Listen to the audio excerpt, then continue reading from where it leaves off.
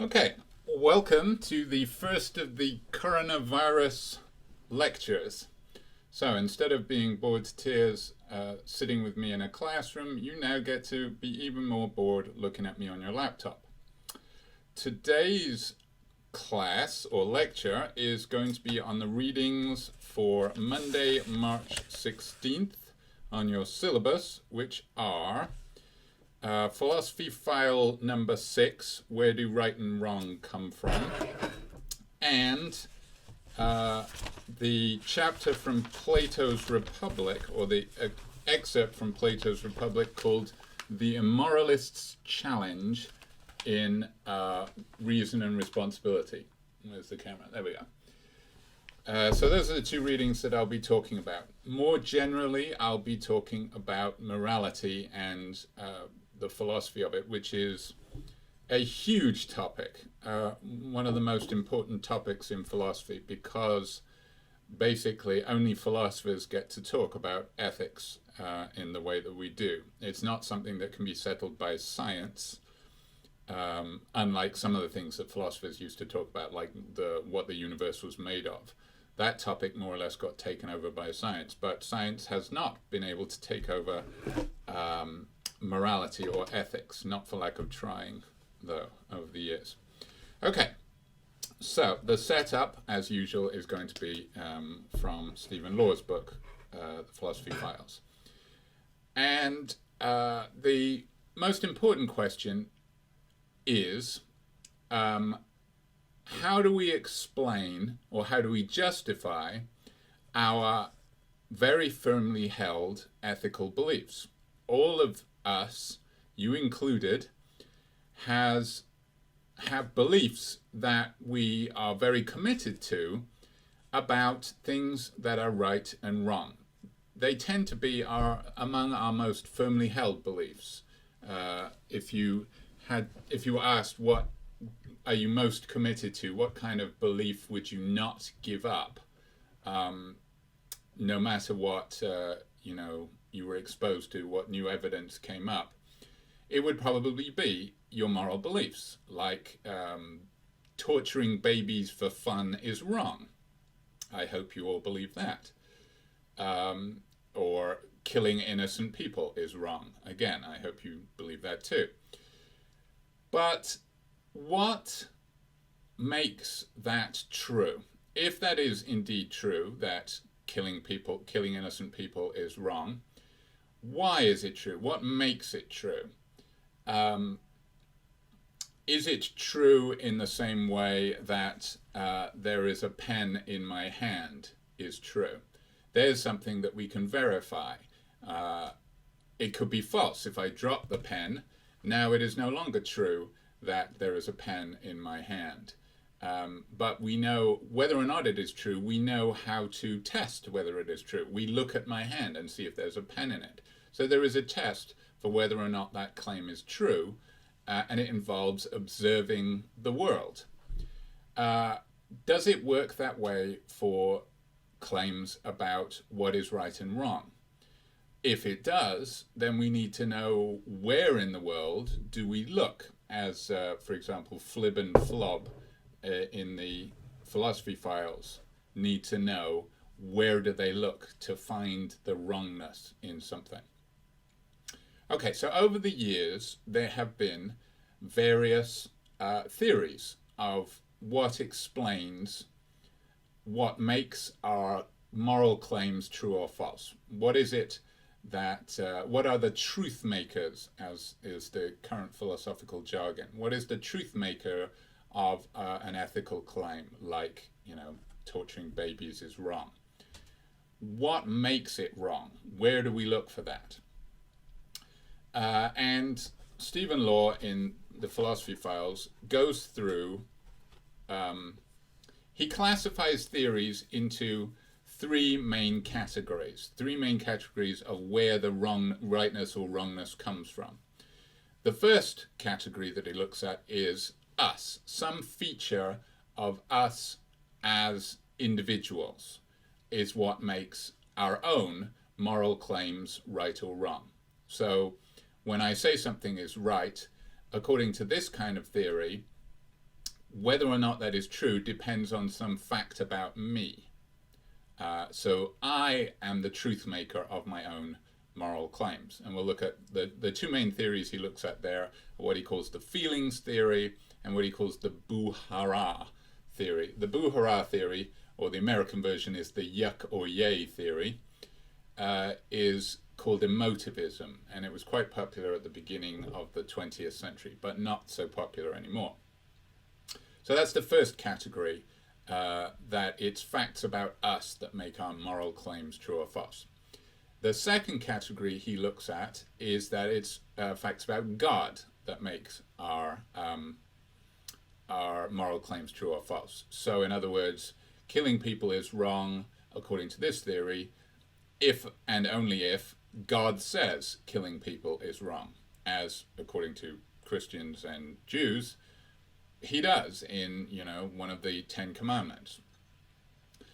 That the theory that he discusses. So remember, that's sort of a category of theories. Within the category of God is what makes our moral theories, our moral claims true or false. Within that category, there are different theories. The only one he looks at, although he doesn't call it this, is something called the divine command theory.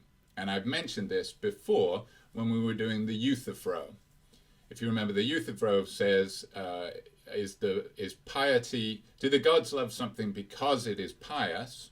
In other words, it has the feature of being pious, and that's what draws the gods to love it. Or is it pious because the gods love it? In other words, what piety is a claim about the gods.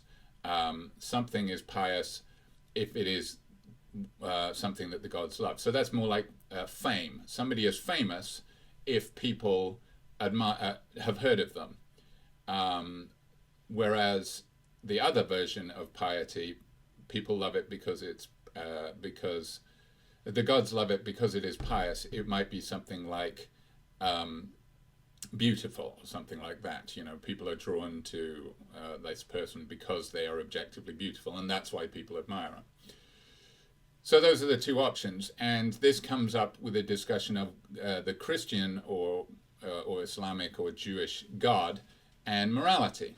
So then the dilemma becomes: does God say killing people is wrong because it's wrong? In other words, the reason God says it is because God is omniscient and knows that it is wrong, but its wrongness is independent of God, that it was already wrong and God recognized that feature of it. Or, and the second option is the divine command theory, is killing people wrong simply because God said so? And as we saw, Socrates rejected that second option. And in fact, several famous Christian philosophers, including St. Thomas Aquinas, who is the most important Catholic philosopher, rejected that option. But it is still quite a popular option, and we'll look at what Stephen Law says about it. So the first two categories are morality comes from us, and the two theories in there are the feelings theory and the buhara theory. The second option is morality comes from God, and there's the divine command theory. Now the third option is the one that most philosophers writing today would say is the correct option, and that is rightness and wrongness are just objective features of the world. So this would be like the other horn of the Euthyphro dilemma, that even if God says something's wrong, it is not him saying it that makes it wrong. God just happens to recognize the objective feature of killing, that it is wrong. And that's what the third category says, that things that are right or wrong are just right or wrong. It's just a fact, just like 2 + 2 = 4. It's just a fact. 2 + 2 = 4. It doesn't. It's not because God says 2 + 2 = 4. It just is, and God would recognize that. So those are the three categories. Now that third category is huge, and there are many, many different theories that point to objective facts that make things right and wrong. Two very important ones are, for example, a theory called Utilitarianism. Utilitarianism says if something is wrong, what makes it wrong is that it doesn't maximize happiness for all concerned.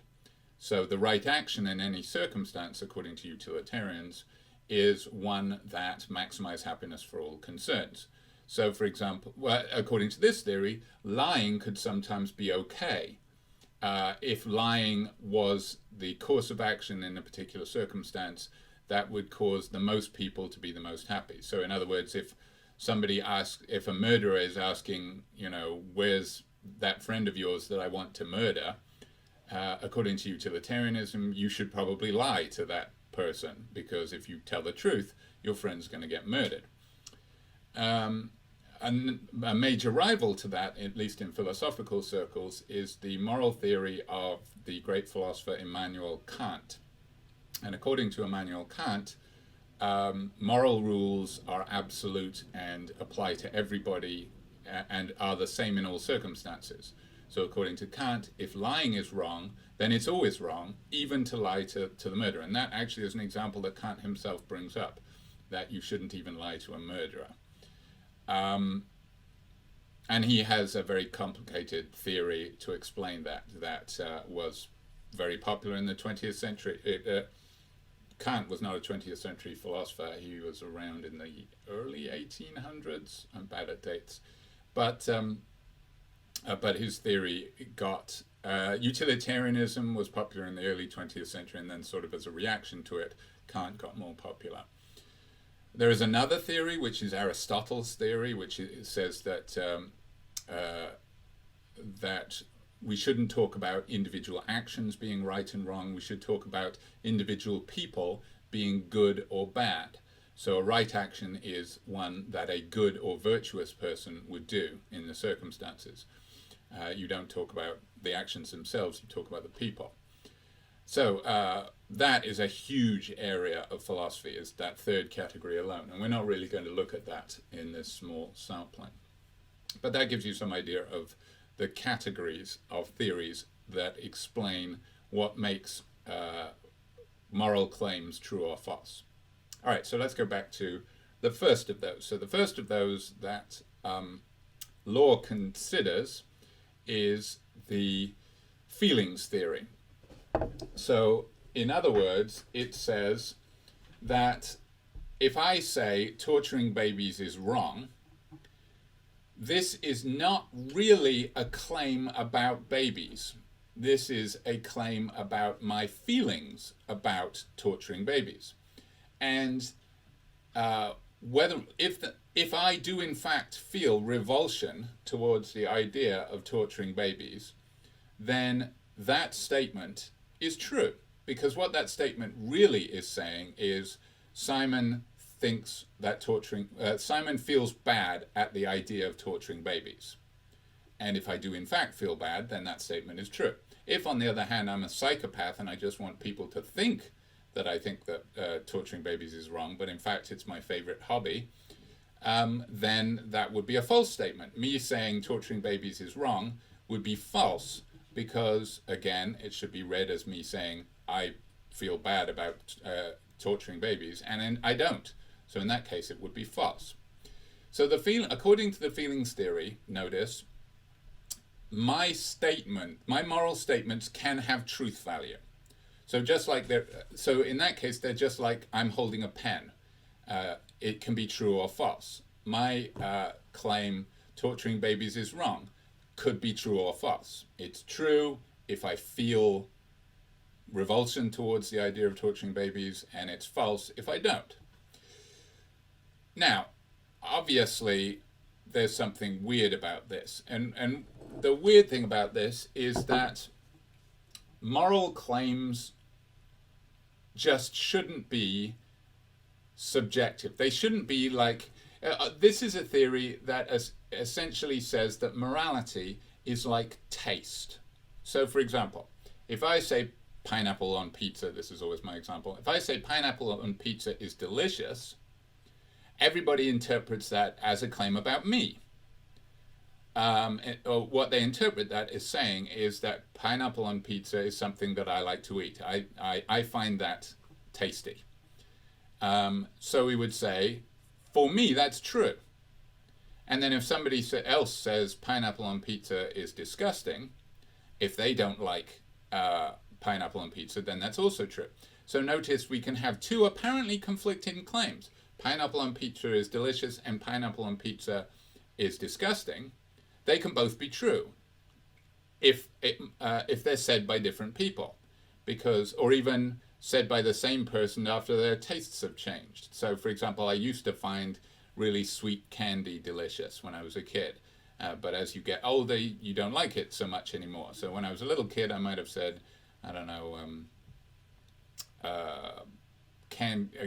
cotton candy is delicious. And then now I would say cotton candy is disgusting. And then both of them could be true, because when I said it when I was a kid, I did in fact enjoy cotton candy, or candy floss as we call it in England. It's not shaped like floss. I don't know why we call it candy floss. And then it's also true because now I say it's disgusting, and I do find it disgusting. So, but that's weird if we try to apply that to moral claims. We don't tend to think that about moral claims. We don't tend to think that it's up to the individual. Killing is wrong for you. Oh, okay. Fair enough. Because we wouldn't see that as a defense. For example, if someone were committed murder and was brought on trial and they said, but Your Honor, killing people is not wrong because I don't find it disgusting. We wouldn't say, oh, killing people isn't wrong for you. Okay, well then you can go. We should only punish the people who find it disgusting. We don't think that. We think, well, who cares about your feelings, buddy? Killing is in fact wrong, and you're going down for a long time. Now, I do want to distinguish, as law does, between morality and the law. They're obviously not the same thing. We do tend to want them to line up in most cases, but sometimes we have laws in place that just lead to convenient life in society. So, for example, driving on the left is not immoral, you might say, and yet it's illegal in this country just because you had to pick one side of the road to require people to drive there so that traffic moves smoothly. If people can drive on whatever side of the road they want, then we just get traffic jams all the time. So you picked the right, we happen to pick the left. In Sweden, they used to drive on the left, and then one day they switched to the right. And I think there's a documentary about this where people who'd gotten used to driving on the left suddenly had to drive on the right. And I don't know how many Swedish people died on that day, but it was probably a pretty hectic day. But, that's just a decision you had to make. So there's a law that you're not allowed to drive on the left in this country. That doesn't mean that driving on the left is immoral. It just means that it makes sense to have a law against it.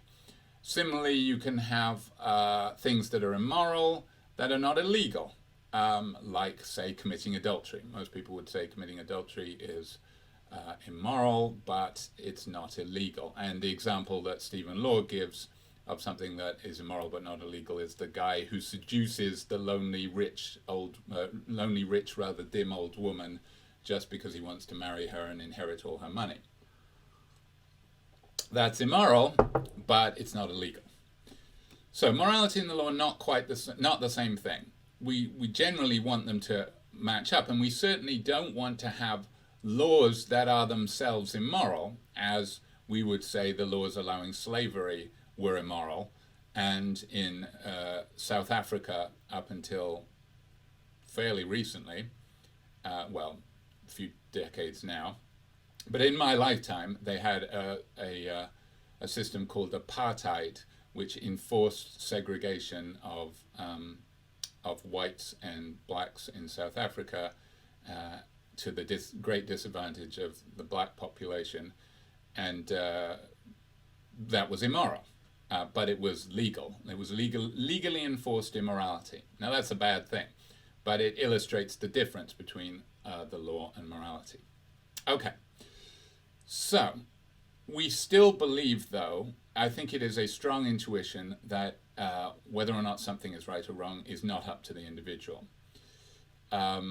And also there's the example that Stephen Law gives of the alien race, the Vargs, that have different feelings about morality. So, they might say being selfish is entirely appropriate. In fact, charity is immoral, they might say, whereas we say charity is good, even if we don't practice what we preach. We say charity is good, they say charity is bad, and they're both true, because they're both statements really about the feelings of the person saying it. Whereas we want to say, if somebody says charity is good and somebody else says charity is bad, they're in fact disagreeing. They can't both be true at the same time. So that seems to suggest that charity is not, whether or not charity is a good thing, or whether or not barbecuing babies is bad, is not a fact about the feelings of the person saying it. The other theory that Stephen Lloyd discusses under this heading, the boo-hurrah theory, emotivism, what's the difference between that and the feelings theory? Well, the difference is that according to emotivism, when I say barbecuing babies for fun is wrong, I am not saying a statement that has truth value.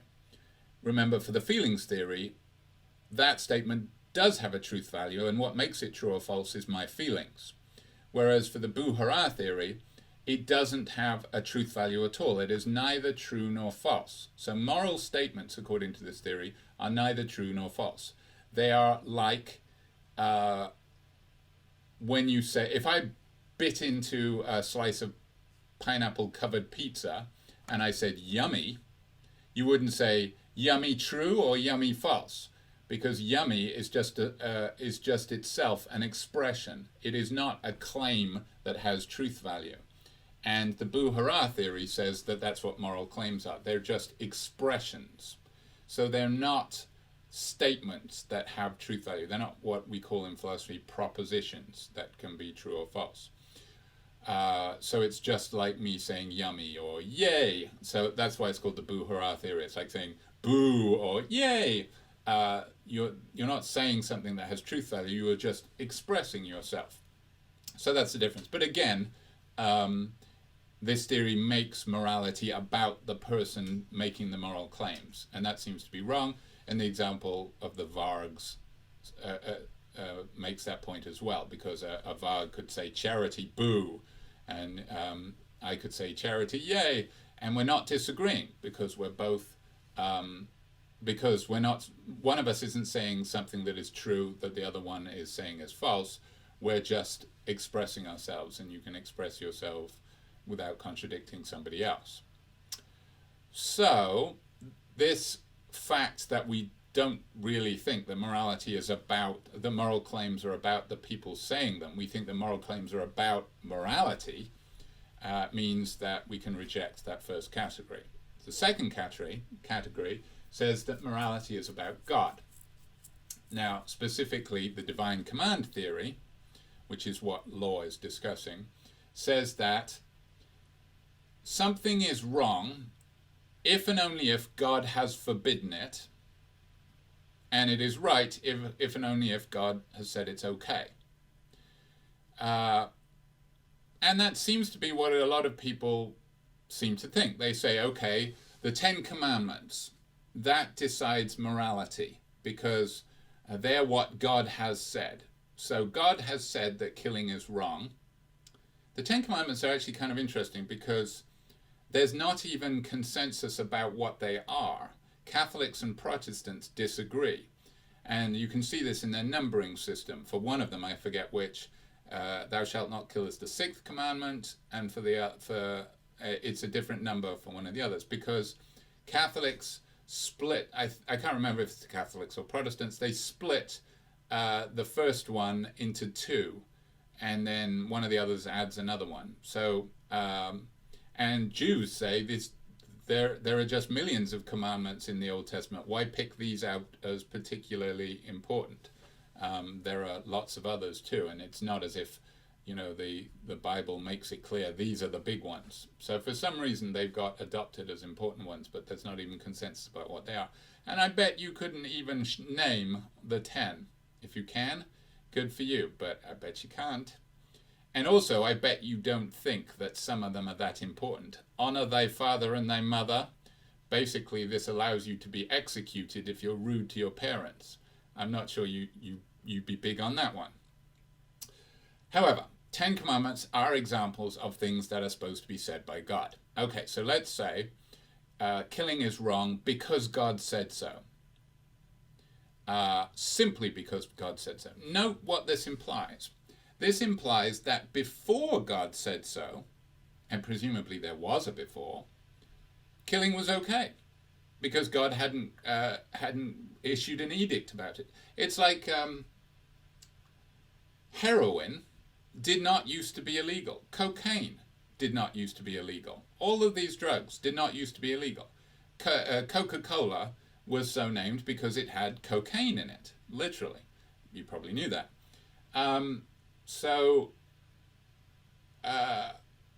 People got to use all of these drugs for a while without them being illegal until finally some lawmakers said, hey, we better do something about this, and made them illegal.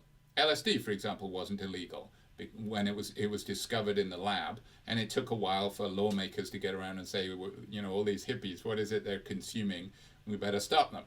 So LSD was perfectly legal until they made it illegal.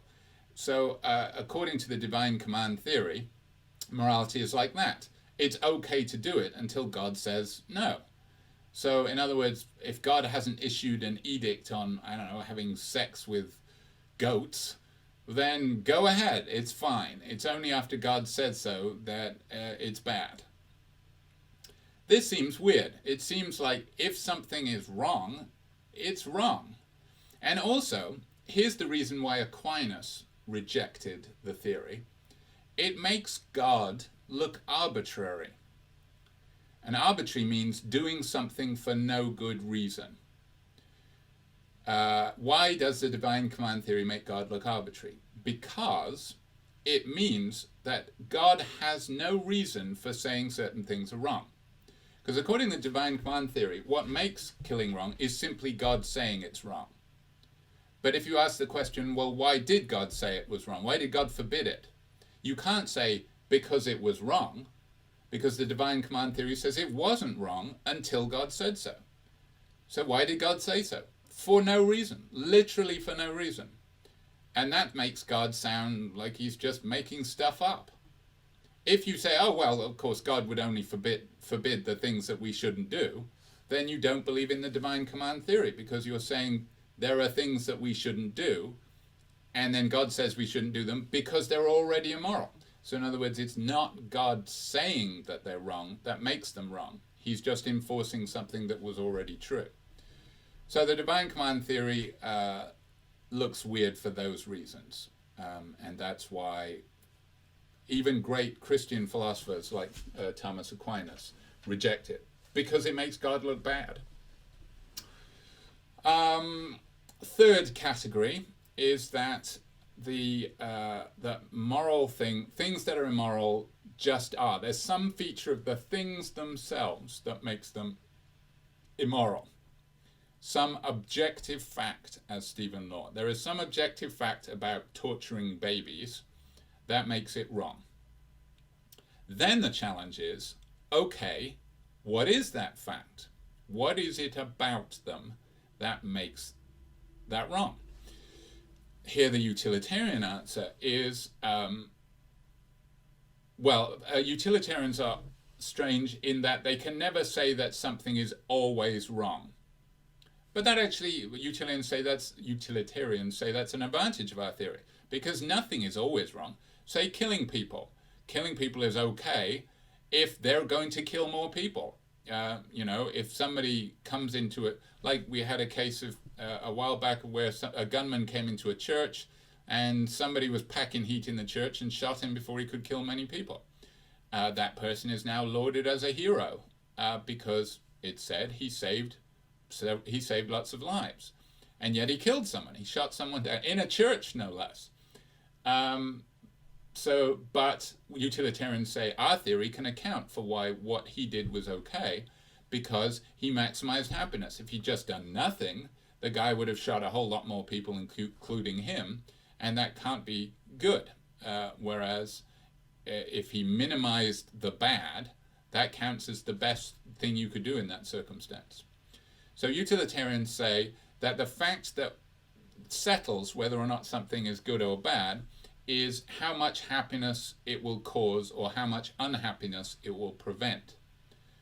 So that's an objective fact that they point to. I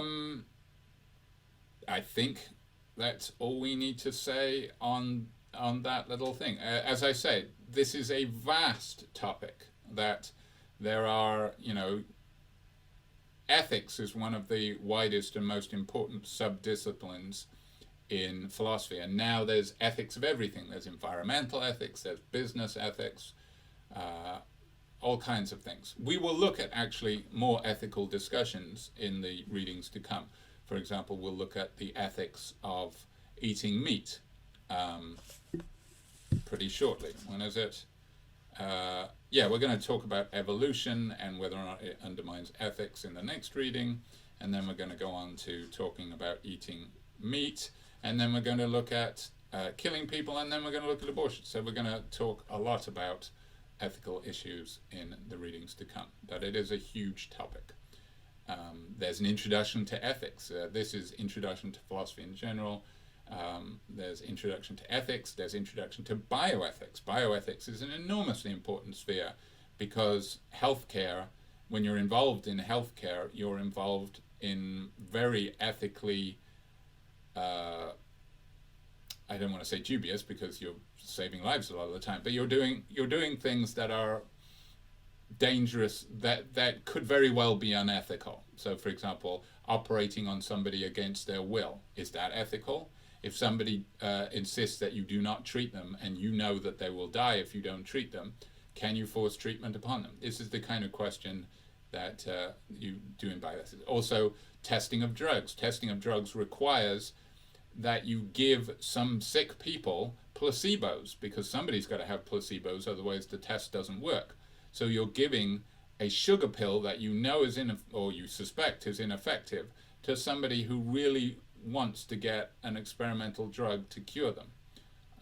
That's, again, ethically dubious, but it is justified in that we have to test these drugs to see if they work. And that involves giving a control group not the drug, a sugar pill instead. So, ethics, hugely important area of philosophy, and we're just scraping the surface here. All right, the second reading that you had is an excerpt from one of the true classics of philosophy. You've read some classics in this class, but The Republic by Plato is, I believe, his longest dialogue. It's book length, and it is certainly his most famous, and it is on the topic of justice. Now, we did the Euthyphro, and when we did the Euthyphro, you were introduced to the character of Socrates, who was a real person who was Plato's teacher, but never wrote anything down. The early dialogues of Plato were supposed to represent what Socrates actually said, whereas the later dialogues of Plato, of which this is one, are Socrates acting as kind of a mouthpiece for Plato's own views. The Republic is a little bit odd in that it has chapters, and the very first chapter of the Republic, which involves Plato discussing justice with a guy called Thrasymachus, mentioned in this part, that most scholars think is an earlier dialogue of Plato, so more like the Euthyphro. There's a lot more back and forth. So just as we saw in the Euthyphro kept offering definitions, and then Socrates would say, but what about this problem with your definition? That goes on between Socrates and Thrasymachus in the first book of the Republic. This is from the second book of the Republic, and the Republic changes from that point on to be mostly Socrates just sort of giving his theory. So there's not the same kind of back and forth that is basically the Socratic method, the question and answer process. That's not what happens in most of the Republic. That happens in Book 1 with Thrasymachus, but not in this and forth. And in fact, in the excerpt that you got to read, Socrates doesn't really talk at all, except to say, go ahead, Glaucon, or okay, Adeimantus, do that. So what this is doing, and why it's called the Immoralist challenge, is it's setting up the task that Socrates has to fulfill in the rest of the Republic. So, in Book 1 of the Republic, Thrasymachus argues that in fact what justice is the good of the stronger. So justice is when the strong win out, and injustice is the good of the weak. Now his view is kind of self-defeating, as Socrates points out in that dialogue, but that's his idea. He defines justice in a very cynical way. So we tend to think of a just society as a good one. He's acting as if justice is just the label that the people in power give to what they want. So justice is when there's a huge tax break for the wealthy. That's what justice is. So that's sort of Thrasymachus's view. And he's okay with this because he says, well, the strong should be in charge. You know, if you're not strong enough to rise to the top, well, who cares about you? You should be trodden underfoot.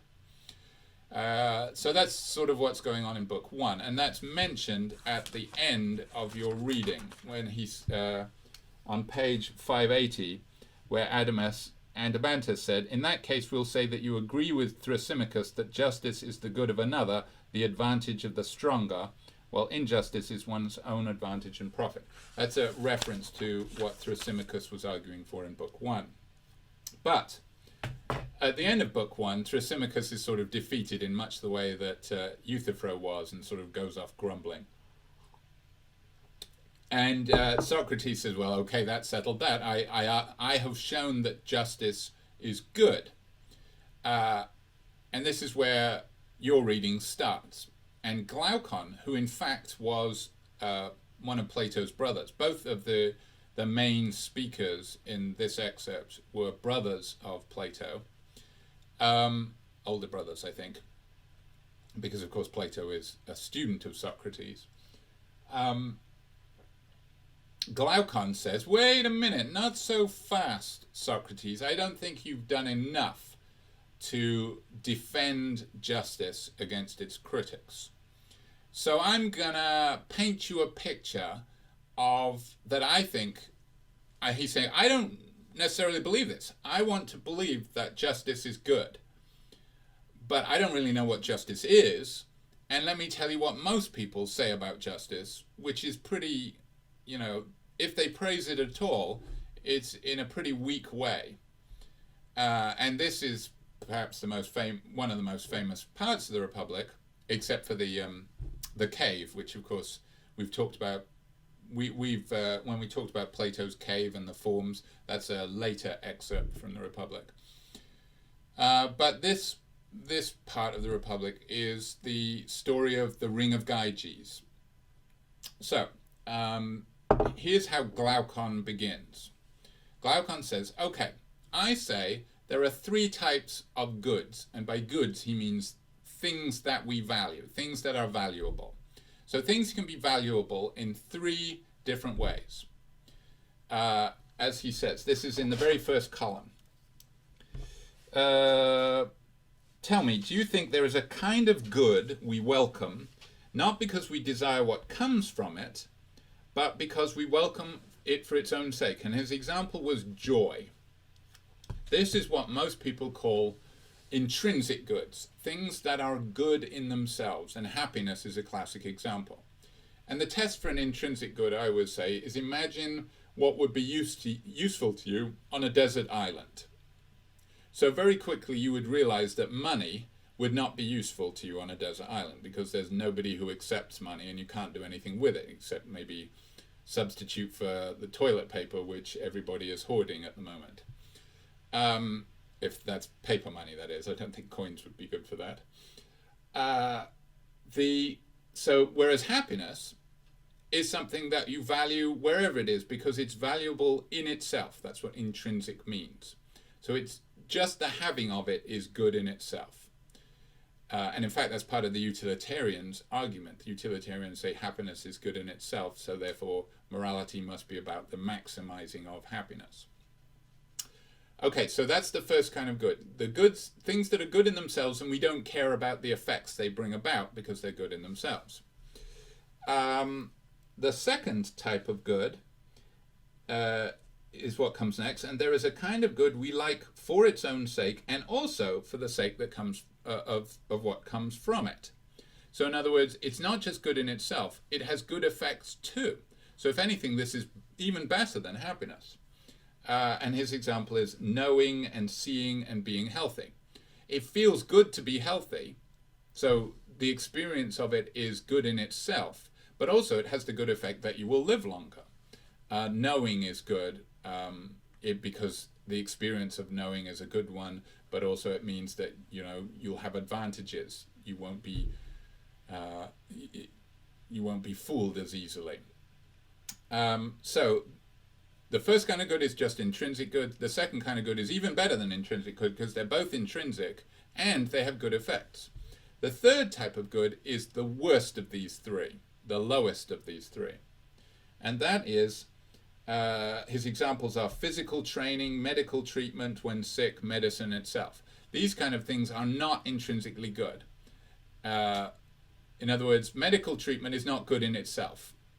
If people go to the doctors just to get treatment because they like getting shots, there's something wrong with them, right? Because that's not good in itself. The only reason you ever do that is because of the good effects. So you go to the dentist despite it not being an intrinsically good experience because you want the good effects. So it's the lowest of the goods. It's not good in itself. You just do it because of the good effects. Now, he says to Socrates, so this is Glaucon talking. Glaucon says to Socrates, where do you rank justice? And Socrates says at the tippy top. It's the kind that is good in itself and it has good effects. And Glaucon says, well, that's not what most people say. Most people rank it the bottom, the third type. It is in fact not good in itself.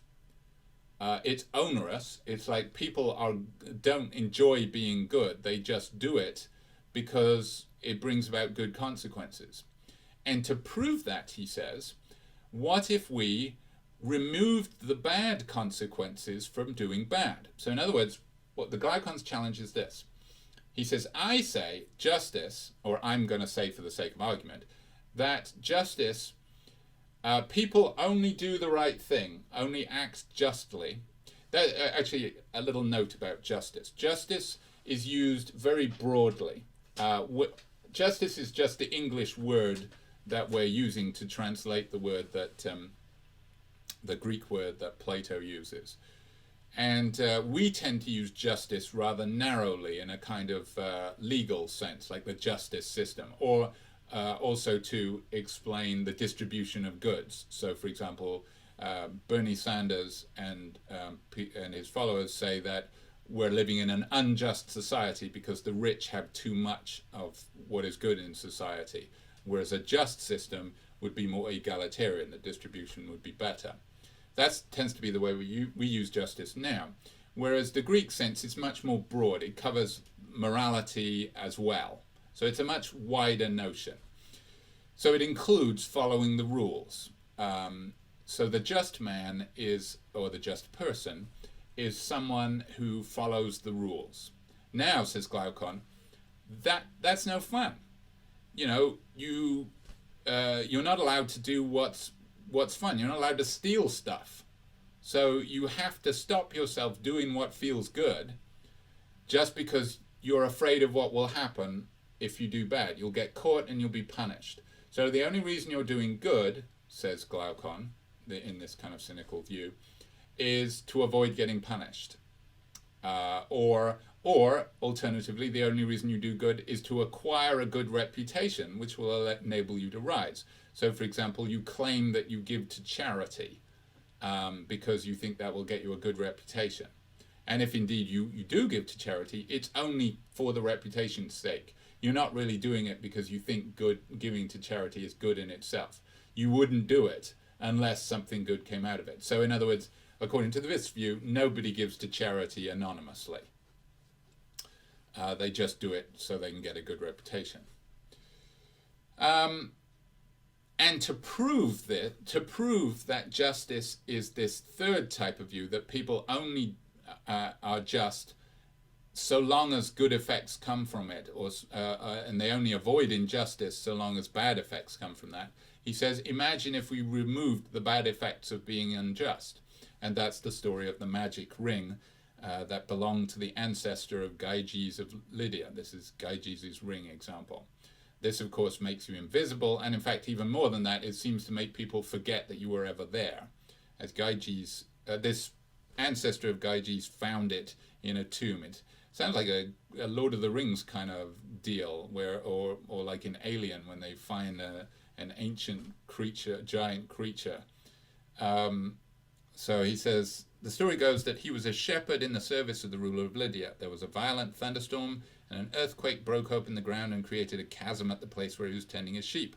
Seeing this, he was filled with amazement and went down into it. And there, in addition to many other wonders, he saw a hollow bronze horse. There were window-like openings in it, and peeping in, he saw a corpse which seemed to be of more than human size, a superhero, or possibly an alien. Wearing nothing but a gold ring on its finger, and this is the magic ring. So, this person was in the story, used this to kill the king, seduce the queen, so maybe it makes him sexy as well, I don't know. Seduce the queen and take power. All because it removes the consequences from evil actions. There's actually a similar argument made by the classic movie The Invisible Man, which tends to get remade, and has, in fact, the latest remake is just in theaters. You can go see it. Which sort of implies that, at least the classic one does, that being invisible makes you bad.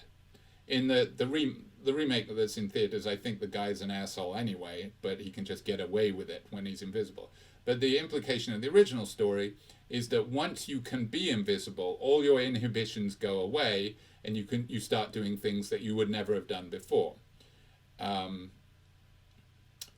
that's the idea of the Ring of Gyges. That so what people having this ring shows is that even the best person will become bad when they can become invisible, which shows that they were only good from the fear of punishment. And once you've removed the fear of punishment, they're not good anymore. Yes, so he imagines two rings, one given to the unjust man and one given to the just man, and they end up doing exactly the same things. Suddenly, so really deep down, everybody is unjust. It's just the people who say they're unjust are being honest about it. So yes, actually, Glaucon at the top paragraph on page 575 says, I'm going to do three things. First, I'll state what kind of thing people consider to be justice. Okay, that's what he does first. He says, justice is the intermediate between the best and worst. The best is to do injustice without paying the penalty. That's living. The worst is to suffer injustice without being able to take revenge. And justice is sort of in the middle. So we'd like to screw over other people, but we hate being screwed of where screwing people over is ruled out altogether. Really, we want to be screwing people over, but we hate to be screwed over, so we'll settle for this middle ground. And that's what justice is. It prevents people doing to us what we'd secretly like to do to them. So he says, this is, of course, a cynical view of justice. This is not what Socrates believes, but this is the challenge to Socrates. So that's the first thing to do. He does. First, I'll state what kind of thing people consider justice to be. Then I'll argue that all who practice it do so unwillingly, and that's the point of the Ring of Gyges example. Third, I'll argue that they have good reason to act as they do, for the life of an unjust person is, they say, much better than that of a just one. In other words, that actually being unjust is better. Both in consequences, and actually what Glaucon seems to be saying here is that injustice is actually the highest form of good. Now, to illustrate that being unjust is better, he says, let's paint a picture of an unjust man whom everyone thinks is just. So again, they're taking away the consequences of injustice, that people hate you. In fact, everybody thinks you're good. So this would be like, I don't know, Lex Luthor in the comics, who is a millionaire who acts like a philanthropist and everybody thinks he's a good guy, when in fact he's a criminal genius. So he does evil and has the joy of doing evil, but doesn't suffer any of the consequences that most people do because nobody knows. Meanwhile, the alternative is the just man whom everyone thinks is unjust.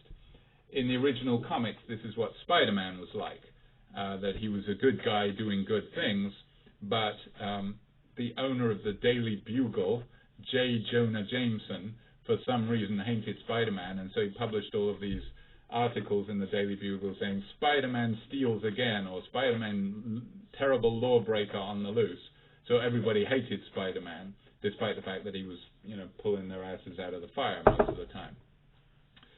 So you have Lex Luthor on the one hand, this guy who's actually evil but has a good reputation, and Spider-Man on the other, this guy who's actually good but has a terrible reputation. And Glaucon says, if you, Socrates, believes that being just is good in itself, then it should still be okay to be the just man who is being screwed over because of his reputation. And it should be better than being the unjust man who's very successful and will die rich, unpunished, and have a huge, and people will weep at his funeral. You have got to show me, Socrates, says Glaucon, that it's still better to be the just man, even without the reputation. Because you say it's not the reputation that makes it good, it's good in itself. So that's Glaucon. Then, so Glaucon stops there, and then Plato's other brother, Adeimantus, takes over and says, you haven't done enough yet, Glaucon. There's more to say on this topic. This is second column on page 577. Hear what I have to say, for we should also fully explore the arguments that are opposed to the ones Glaucon gave, the ones that praise justice and find fault with injustice, so that what I take to be his intention may be clearer. So here he says, let's look at what the people who say that justice is good say. Now, according to Socrates, they should say that justice is good in itself, because Socrates, remember, has said of the three types of good, justice is the top one. It's both good in itself and good in its effects. So let's hear what people who talk about justice say, like the poets in Greek literature had this great tradition of poetry and playwriting. So every Greek citizen would memorize classics from their literature. And so, for example, we see quotes from a great number of famous Greek writers: Aeschylus, Pindar, Homer, and Hesiod. Homer is famous even today, not Homer Simpson, but Homer, who wrote the Odyssey and the Iliad. Those are classics of Greek literature that are still read today. Hesiod was much more read in the time of the Greeks, and he tended to write stories about, a lot of our story versions of the lives of the Greek gods comes from Hesiod. Musaeus is another poet that is quoted.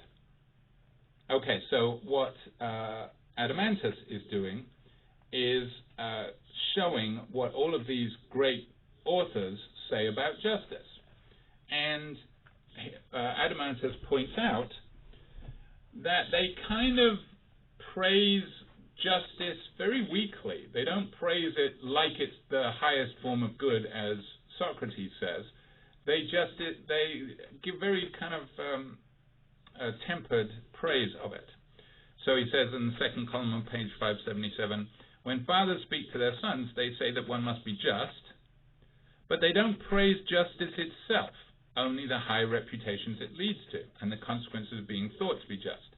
which implies that Glaucon is right, that justice is, if justice is a good at all, it's the third good, that is good only in the effects it brings, not in itself. And all of the quotes say, for example, from Hesiod and Homer. Hesiod says that the gods reward the just by giving them by oak trees that bear acorns at the top and bees in the middle and make fleecy sheep heavy laden with wool. In other words, you should be good so that the gods would reward you. That's not. What it doesn't say is you should be good because being good is good. They say you should be good because of the stuff you'll get.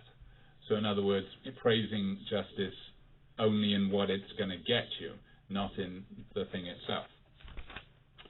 The second argument that Adeimantus makes, he says, consider another form of argument about justice and injustice, that justice is difficult.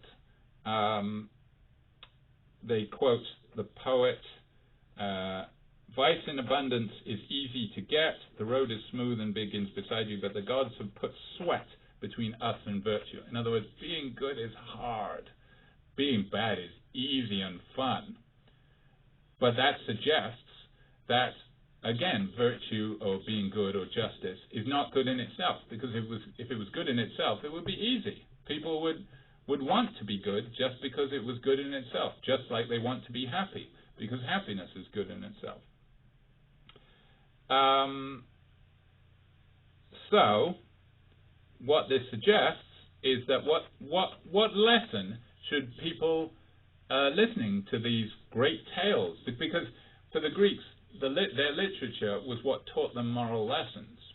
So what are the moral lessons that someone who's paying attention should take from what the Greek poets have said? Well, says Adeimantus, the lesson they should take is that you should be unjust, because you should be unjust cleverly, because justice is only praised in... So in other words, there are two lessons we can get from literature. One, the gods reward whom they think are just. Two, being unjust is much more fun than being just. So a clever person will put those two things together and say, well, I want to be unjust because it's fun, but I want the good stuff that comes from being thought to be just. So I want to be unjust, but with the the reputation of being unjust. So I want to be a clever, unjust person, again, like Lex Luthor. Well, he considers, as he says near the bottom of the second column on page 578, I should create a facade of illusory virtue around me. That's what I should do while I'm being unjust. But surely someone will object. This is right at the bottom of page 578. It isn't easy for vice to remain hidden. In other words, you'll get caught if you're unjust. We'll reply that nothing great is easy. And in any case, if we're to be happy, we must follow the path indicated in these accounts. We want to be happy, because clearly being unjust is the only thing that makes you happy. Being virtuous is terrible. So, to remain undiscovered, we'll form secret societies and political clubs, like the Masons, I guess. We'll have handshakes. To evil, we'll say in our smoky rooms and drinking our wine. That will be our toast. To evil, gentlemen. What about the gods? He then asks. Surely we can't hide from them. And he says, well, either the gods don't exist, because there were some atheists even back then, or if they do exist, well, the other thing we've learned from the great stories is that you can buy them off with prayer, and, even bad people can be forgiven if you do the gods a favor. So he says, if they do exist and do concern themselves with us, we've learned all we know about them from the laws and the poets who give their genealogies. But these are the very people, these poets, who tell us that the gods can be persuaded and influenced by sacrifices, gentle prayers, and offerings. So if the gods catch us out, we'll just buy them off. But third objection, but in Hades, won't we pay the penalty for crimes committed here? No, because mysterious rites have great power, and the gods have great power of absolution. Even in Hades, you can perform things to get out of it. Why then should we still choose justice over the greater injustice? Only cowards are just. So this sounds again like Thrasymachus' argument from the book 1, that the only people who follow the rules are losers, and us smart people, we will break the rules and we'll get away with it. And that's the best life. The best life is to be unjust and not get caught. Following the rules is for the suckers. Since no one, whether in poetry or in private conversations, has adequately argued that injustice is the worst thing a soul can have in it, and that justice is the greatest good. That's the challenge. The challenge is for Socrates, then, to prove that this is false, and that actually justice is good in itself, and even someone like Spider-Man, who has this terrible reputation, it's better to be him than the evil person getting away with it. What's his answer? Well, you have to read the entire rest of the Republic to find it out, which is a lot. But in a nutshell, he says that there are 3 drives in the soul of a human that pull in different directions. And in the just person, only a just person gets those 3 drives in their soul in harmony. If you are unjust, you have focused too much on one of the parts of your soul, and your soul is sort of pulled in different directions. And this is a feeling, a terribly insecure feeling. And what is more, you have the wrong conception of things that will make you happy. You pursue things that will make you happy that, in fact, just remove unhappiness temporarily. So this sounds like drugs. The unjust person has a soul who's likely to pursue things like drugs that, in fact, don't lead to true happiness. They just make them happy for a short moment, but then the result is much worse unhappiness. And that's what it's like to be an unjust person. They always think they're lording it over other people, but their happiness is always short-lived, and they will never feel safe and secure because they know that they're doing something wrong and they might get caught. So it's just not a sustainable lifestyle. And whereas virtue is its own reward. If you're doing the right thing, you feel good about yourself, and that's worth it. Okay, so those are the readings for today, and we will talk about more about morality next time. Notice that there is a quiz to do, so go to the quiz